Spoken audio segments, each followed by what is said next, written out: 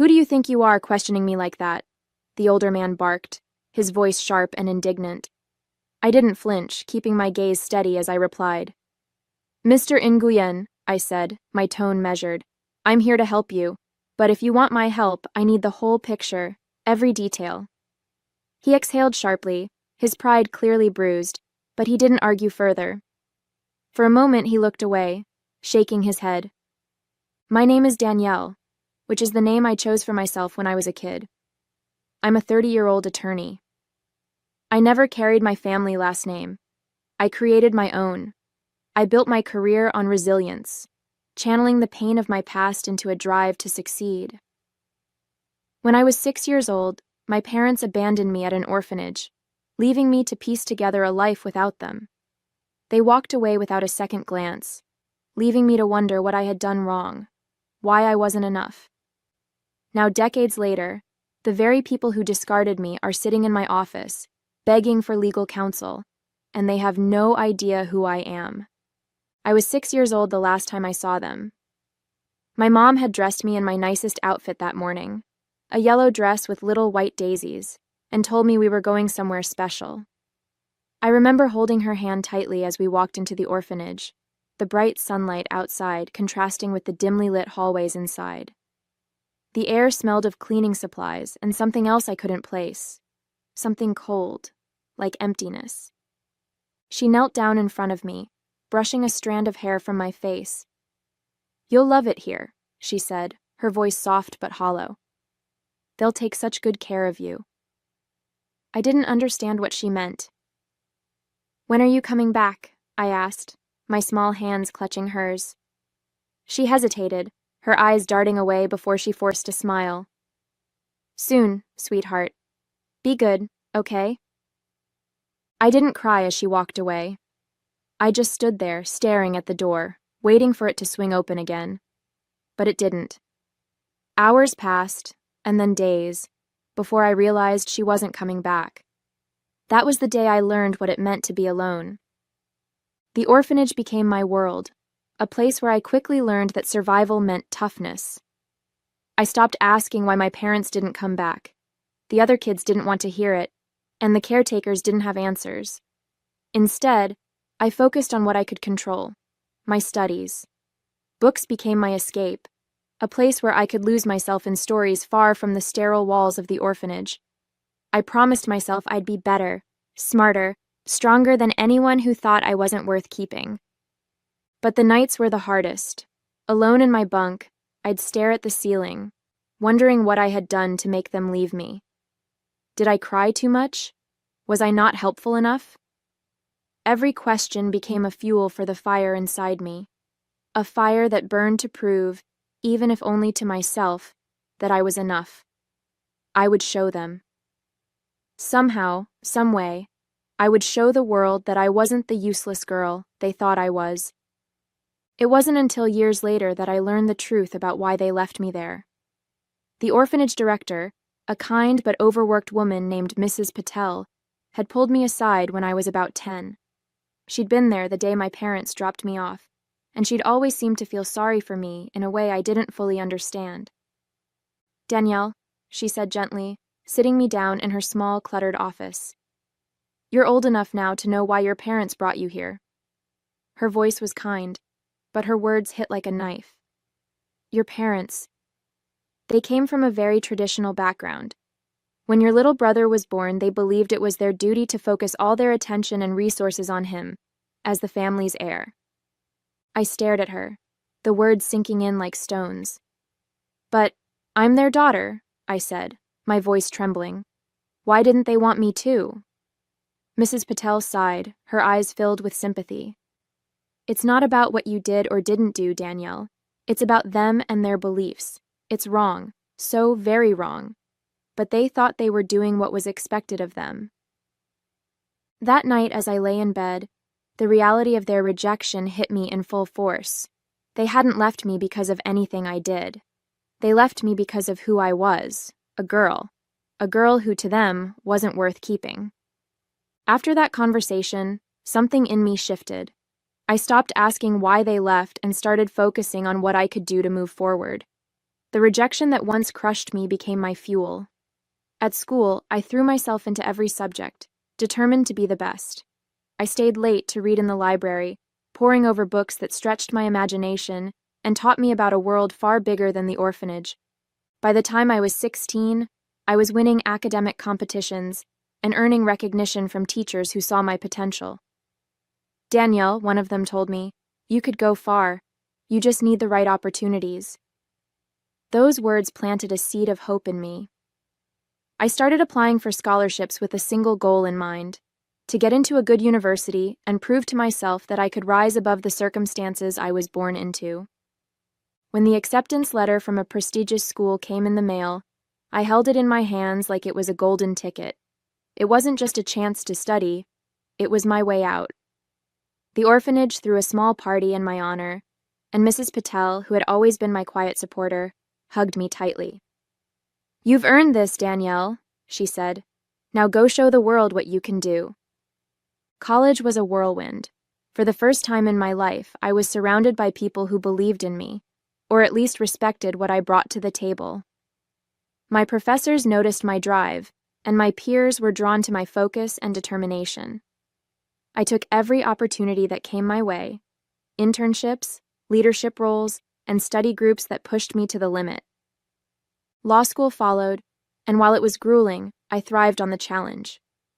I learned to channel my emotions into my work, using my own story to connect with the cases I studied. I knew what it was like to feel powerless, and I wanted to make sure others didn't have to feel the same. By the time I graduated, I had offers from some of the best firms in the country. I chose a firm in New York that specialized in helping underserved communities, a place where I could make a difference while building my career. Through it all, I kept my past a secret. It wasn't out of shame. I had nothing to be ashamed of, but because I wanted people to see me for who I was now, not the girl who had been left behind. Every step I took felt like a victory, a reminder that I had become someone my younger self could be proud of. It was during my second year at the firm that I met Mark. He was one of the attorneys on a joint case we worked, a complicated mess involving housing rights. At first, he was just another name in a sea of professionals, but as the weeks went on, I couldn't help but notice his warmth and sharp sense of humor. He had a way of making even the most stressful days feel a little lighter. Our relationship started slowly, almost unintentionally. Late nights at the office turned into shared dinners, and casual conversations about work became deeper talks about life. I was hesitant at first. I'd spent so long building walls to protect myself that letting someone in felt risky. But Mark was patient, never pushing me to share more than I was ready to. One night after we'd won the case, he walked me home. "You know," he said as we stood by my apartment door, "I think you're the most driven person I've ever met, but sometimes it's okay to let someone else carry a little of that weight." His words stayed with me long after he left, and for the first time in years, I felt like maybe I didn't have to do everything alone. As things between Mark and me grew more serious, we started talking about the future, what we wanted in life, where we saw ourselves in 5 or 10 years. For the first time, I allowed myself to imagine having a family, something I had avoided thinking about for so long. Mark wanted kids, and so did I, though the thought scared me. I didn't want to repeat the mistakes my parents had made, but with him, it felt possible. It didn't take long for us to realize that building the life we dreamed of would require more than just hard work. Between student loans, rent, and the cost of living in New York, our combined incomes were stretched thin. We both worked long hours, but the idea of starting a family someday made the financial gap seem even larger. Mark was supportive, always reminding me that we were a team. "We'll figure it out together," he said one night as we pored over budgets and savings plans at the kitchen table. But I couldn't shake the feeling that I needed to do more, to push myself even harder to ensure our future was secure. I loved my work at the firm, helping people who felt powerless, using the law to stand up for those who couldn't fight for themselves. It gave me purpose. But the truth was, it didn't pay much. Mark and I weren't struggling, but we weren't building the kind of financial security we needed to start a family either. And as much as I cared about my clients and the mission of the firm, I knew I couldn't ignore the practical side of things forever. One evening, as I reviewed my growing list of cases, I realized something had to change. It wasn't an easy decision. I'd spent years carving out a place for myself in the world of public interest law. But the more I thought about it, the more I knew it was time to move on. I needed to think about the future, not just mine, but ours. Over dinner that night, I told Mark what was on my mind. "I've been thinking," I said, swirling my fork in my pasta, "about applying to some bigger firms. Corporate law, maybe." He looked at me with a mix of surprise and concern. "Are you sure? I know how much you love what you're doing now." "I do," I admitted, "but it's not enough. If we want to start a family someday, we need to plan for it. I want to give our kids the kind of stability I didn't have growing up." He reached across the table, taking my hand in his. "If it's what you want, I'm with you," he said simply. "I know you'll succeed anywhere." As I updated my resume and started researching bigger firms, another thought began creeping into my mind, one I'd spent years pushing away. My family, the people who had abandoned me. I'd told myself I didn't need them, that I was better off without them in my life. But now, with the prospect of starting my own family, I found myself wondering, who were they? What kind of life did they build without me? I didn't know much about them, just fragments of stories I'd pieced together over the years. Mrs. Patel had once mentioned that they were wealthy, part of a prominent community. That fact had always stung. They hadn't left me because they couldn't afford to raise me. They left me because they didn't want me. The bitterness was hard to shake, but curiosity had started to outweigh the pain. I needed to know more. The next day, I called the orphanage. Mrs. Patel had retired years ago, but the new director, a woman named Claire, was kind and eager to help. "We still have some of your records," she said. "Why don't you come by? Maybe we can talk about what you're looking for." I agreed, my stomach tightening as I hung up the phone. I wasn't sure what I'd find, but I knew I had to take the first step. A few days later, I found myself walking through the familiar gates of the orphanage. It had been years since I'd last been there, but the sight of the weathered brick walls and the faint sound of children playing in the distance brought back a flood of memories. Claire, the director, greeted me warmly, her kind smile putting me at ease. "Come on in, Danielle," she said, leading me to her office. I pulled some files I thought might be helpful. We sat down, and she placed a thin folder on the desk between us. My hands trembled slightly as I opened it, scanning through the pages of handwritten notes and forms from when I was first admitted. "Your parents," Claire began gently. "They came from a very well-off family. From what I can gather, they owned several businesses and had a prominent position in their community." She paused, gauging my reaction. "They didn't leave you because of financial hardship." I nodded, swallowing the lump in my throat. I'd suspected as much, but hearing it confirmed was still a blow. "Do you have anything else about them?" I asked, my voice steadier than I felt. Claire hesitated before sliding a photocopy of a newspaper article across the desk. It was a feature on the Nguyen family, a story about their success, their growing company, and their perfect, polished life. There was a photo of them, my parents, older now but unmistakable, standing proudly next to a young man I knew had to be my brother. They looked so complete, so whole, like I'd never existed. After leaving the orphanage that day, I felt like I'd been split in two. One part of me was desperate for answers, while the other screamed to let it go. What good would it do to dig up the past? They'd made their choice, and I'd made mine. I had worked too hard to let their rejection define me any longer. I shoved the folder of information into a drawer at home and decided to focus on my future instead. A few weeks later, my efforts paid off. I received an offer from a top corporate law firm, exactly the kind of job that could provide the stability I needed to start the life Mark and I had been dreaming of. The pay was incredible, and the opportunity to work on high-profile cases was everything I'd hoped for. When I told Mark, his face lit up with pride. "I knew you'd get it," he said, pulling me into a hug. You deserve this, Danielle. I threw myself into the new role, determined to prove myself all over again. The work was challenging, but I thrived on the pressure. Long hours in the office left little time to dwell on my family or the questions I'd left unanswered. For a while, it seemed like I'd made the right choice, leaving the past where it belonged. A couple of years passed, and life changed in ways I hadn't imagined. Mark and I welcomed our daughter, Mia, into the world, a tiny, perfect bundle of joy who turned our lives upside down in the best possible way. Becoming a mother brought out a side of me I didn't know I had. I wanted to give Mia everything I hadn't had growing up: unconditional love, security, and the unwavering knowledge that she was wanted. At the same time, my career was flourishing. I had become one of the youngest senior attorneys at the firm, handling major clients and earning a reputation for my precision and drive. The long hours were still there, but with Mia waiting for me at home, I found a new balance. Mark was my rock, stepping in whenever I needed to stay late or prepare for a big case. We were building the life we'd dreamed of, one built on mutual respect and love. And yet, every so often, in the quiet moments when I'd rock Mia to sleep, a shadow of the past would creep in. I'd think about the choices my parents made, about how they'd left me behind without a second thought.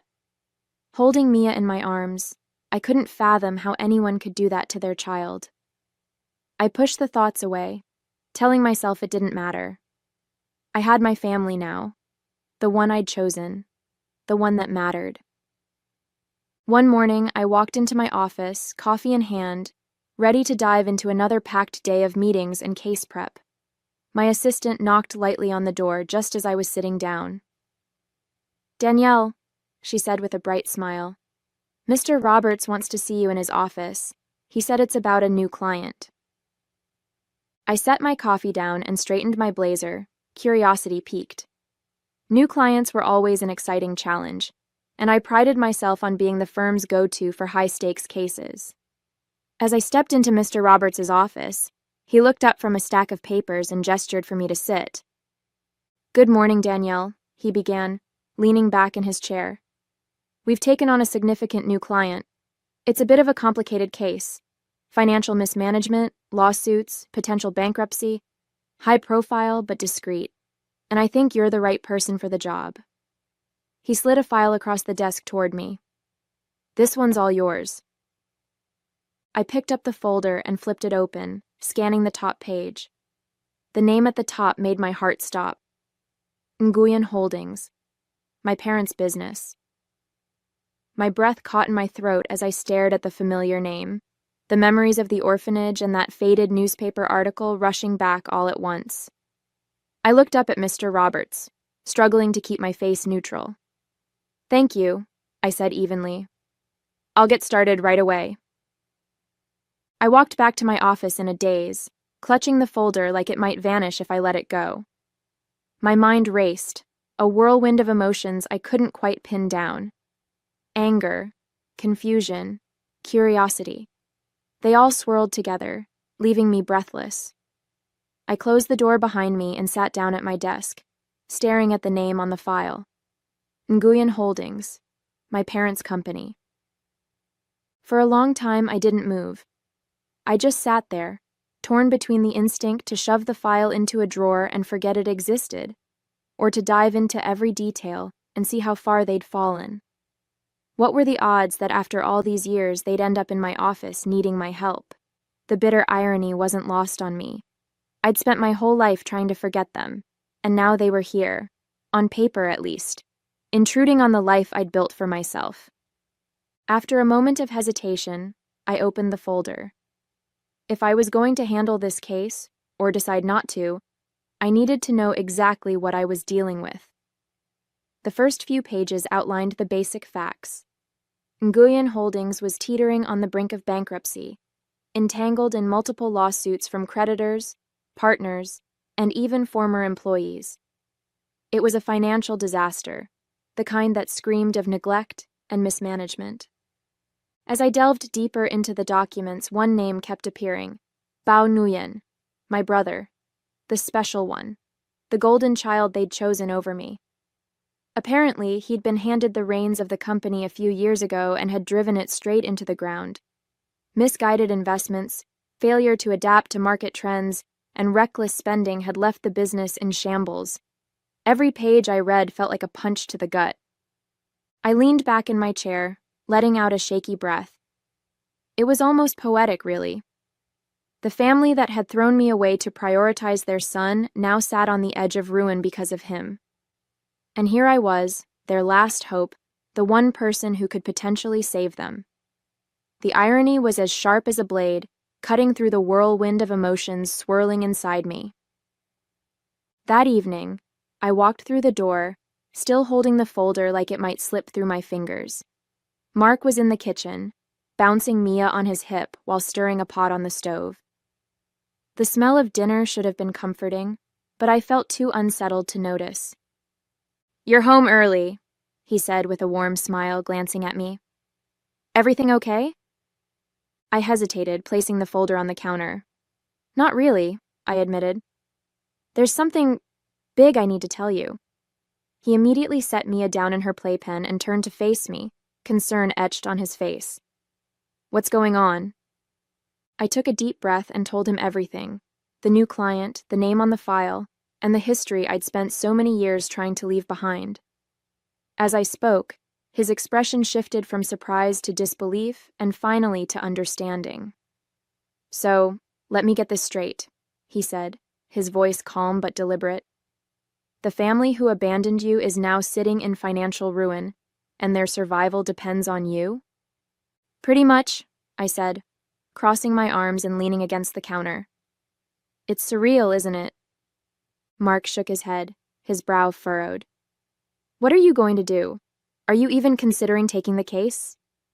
I sighed, running a hand through my hair. "I don't know yet," I admitted, "but I can't just ignore it. I think I need to meet with them, see what they're like now. Maybe it'll help me figure out what to do." Mark nodded slowly, leaning against the counter across from me. "That's fair. You've always been the kind of person who faces things head-on. Just promise me one thing." "What's that?" I asked, meeting his steady gaze. "Do what's best for you," he said. "Not for them, not for anyone else. You don't owe them anything, Danielle. If you decide to take this case, it has to be on your terms." His words hit me hard, but I nodded. "I'll keep that in mind," I said quietly. "The meeting's tomorrow. After that, I'll decide." Mark walked over and pulled me into a hug, his arms a steady anchor against the storm of emotions swirling inside me.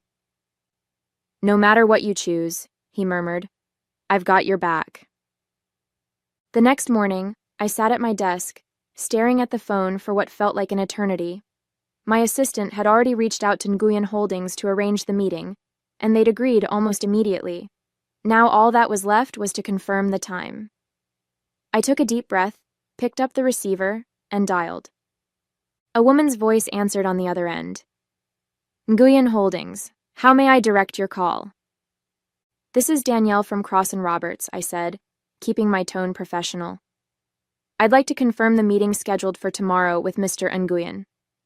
"Of course," she replied cheerfully.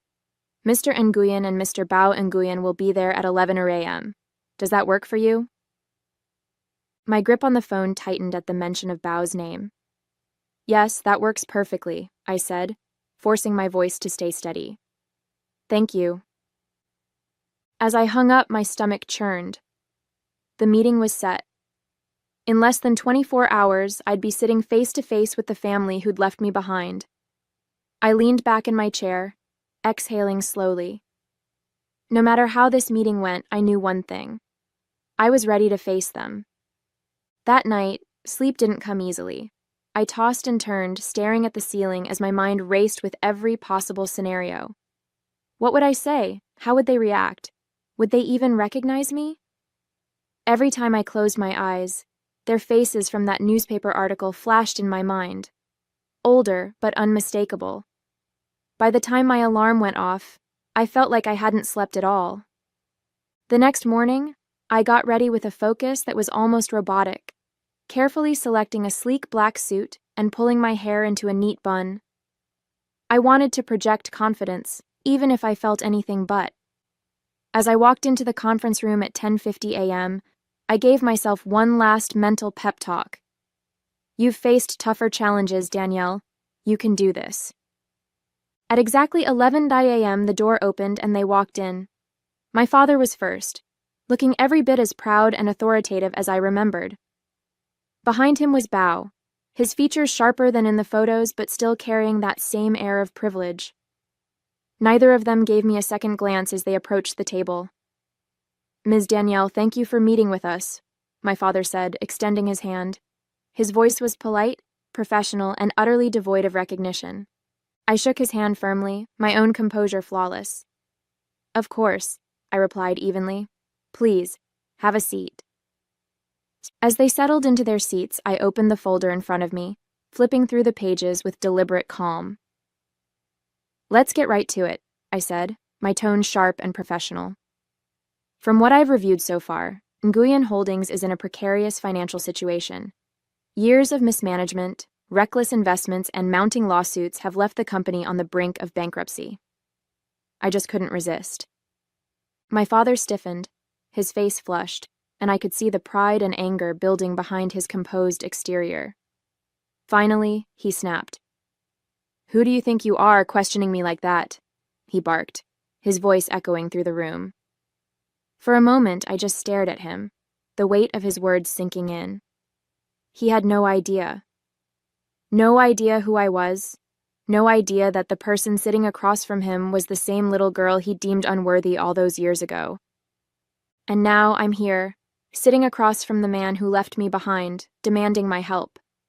Part of me wants to laugh at the absurdity of it all. Another part of me wants to scream. He doesn't even recognize me. He doesn't see the person I've become, the person who's now in control of what happens next. So I'm asking you, what would you do if you were me? Would you confront him here and now, rip off the mask and force him to see the truth?